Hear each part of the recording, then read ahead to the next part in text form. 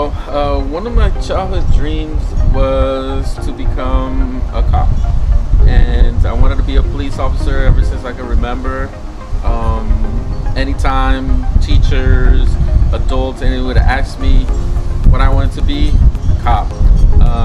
If they would ask my mom, or it would be she'd give the answer. He wants to be a cop when he grows up. So that dream was impacted as an adult, but between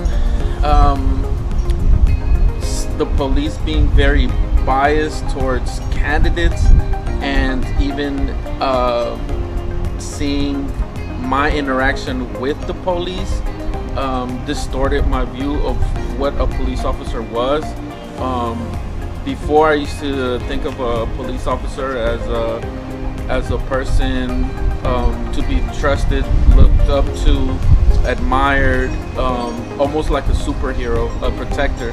And as I was growing up, as a teenager, and even as a pre-teenager, all the encounters that I had with police were negative. I was always the target. I was always the suspect. I always fit the description. As a 10-year-old riding my bike, I remember cops pulling me over and checking serial numbers on my bike to make sure it was mine. And I didn't understand this, and it didn't match my dream. The reality did not match my dream. So it kind of started to turn me off, and I knew that I wanted to be an upstanding citizen and do something to be proud of and others to look up to, but my values did not match up with what I was seeing from cops on the street. So it was that ideal was changed really quick.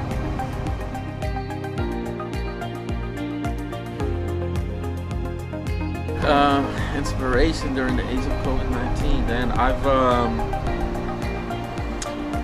found inspiration in God. First of all, I'm a person of faith. I believe in God. Also, I find inspiration in my kids, knowing that I have to do everything that I can to protect myself and them from COVID-19. And then in a broader spectrum, I get inspiration from my own community that I see really trying to help one another, wearing masks, wearing gloves, taking care of each other, reminding each other, keeping each other accountable. You're not following orders, during COVID and stuff, and people holding each other accountable.